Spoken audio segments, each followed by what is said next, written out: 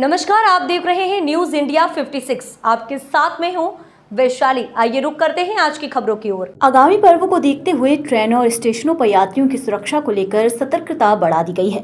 त्योहारी सीजन को ध्यान में रखते हुए भोपाल स्टेशनों पर यात्रियों की सुरक्षा को लेकर विशेष सतर्कता बरतने का निर्देश दिया है। त्योहारों पर ट्रेनों में यात्रियों की संख्या बढ़ जाती है, ऐसे में अपराधी भी सक्रिय हो जाते हैं। ऐसे मौके पर अपराधों की रोकथाम और अपराधियों पर नकेल कसने के लिए जीआरपी सतर्क हो गई है। ट्रेनों और प्लेटफॉर्म पर सुरक्षा को लेकर अतिरिक्त पुलिस जवानों को भी तैनात किया गया है। ट्रेनों और प्लेटफॉर्म पर सुरक्षा के लिहाज से अलर्ट जारी किया गया है। इसके अलावा अतिरिक्त पुलिस बल को भी तैनात किया गया है। स्टेशनों के सीसीटीवी कैमरे से भी संदिग्धों पर विशेष नजर रखी जा रही है। संदेह होने पर तुरंत पूछताछ की जा रही है। वहीं अलग से 150 कैमरे लगाने का भी जीआरपी ने डीआरएम को प्रस्ताव बनाकर भेजा है।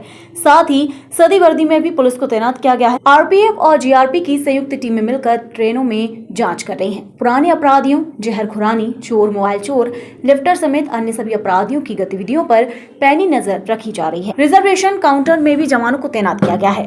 देखिए, अभी विगत महीने हमने 15 अगस्त में मनाया था, उसके बाद भी कुछ त्यौहार बीच में और मनाए थे। तो रेलवे में भीड़ जो है छुट्टियों के समय से बढ़ने लगती है और त्योहारों में भीड़ बढ़ना स्वाभाविक भी है। अभी आने वाली 7 तारीख को जैसे गणेश चतुर्थी होने वाली है, 16 तारीख को मिलादुन्नबी है, इस तरह के त्यौहार आने वाले हैं। त्योहारों के समय पर छुट्टियां पड़ती हैं तो यात्रियों का आवागमन भी बढ़ता है।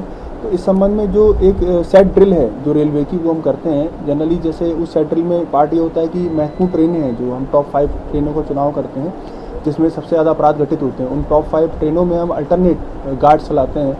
और इसके अलावा हमने अभी एक नई चीज़ और शुरू की है कि सिविल में हम लोग अपने गार्ड्स को रखते हैं। तो सिविल में वो ऑब्जर्वेशन पे रहते हैं। ये मुहिम अभी शुरू हुई है कुछ समय पहले।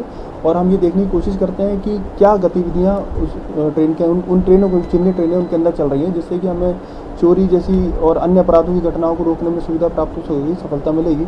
इसके अतिरिक्त जो प्लेटफॉर्म की व्यवस्था है, जो 6 प्लेटफॉर्म है, उस पर हमने आप देखेंगे कि काफ़ी जगह बैरिकेटिंग करके हमने कोशिश की है कि जो अनाधिकृत एंट्री है उनको रोका जाए और जो अधिकृत रास्ते से आएँ।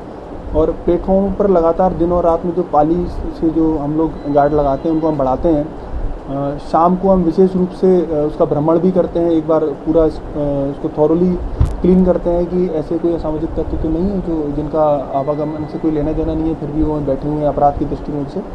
इसके अतिरिक्त आप देखेंगे कि अभी एक नई व्यवस्था और शुरू हुई है। प्लेटफॉर्म नंबर 1 के बाहर जो अभी व्यवस्था चल रही है, ड्रॉप एंड गो सिस्टम यहाँ भी शुरू हुआ है। जिस तरीके से कमलापति स्टेशन पे था, तो ये ड्रॉप एंड गो सिस्टम 1 तारीख से शुरू हो गया है, लेकिन अभी कुछ फॉर्मेलिटीज़ बाकी हैं। तो आप 1-2 दिन में ही देखेंगे कि वो अच्छे से काम करेगा। तो ये जो ट्रैफिक वाली समस्या भी है, क्योंकि रेलवे के आवागमन के अलावा एक समस्या और आती है कि सर्कुलेटिंग एरिया में ट्रैफिक भी बढ़ जाता है, लेने वाले भी आते हैं, गाड़ियाँ आती हैं काफ़ी सारी। तो वहाँ का प्रॉब्लम भी जो इस व्यवस्था से सॉर्ट आउट हो जाएगा। करीब 150 कैमरों का प्रस्ताव भी है जो हमने एक संयुक्त सर्वे किया था आरपीएफ के साथ मिलके।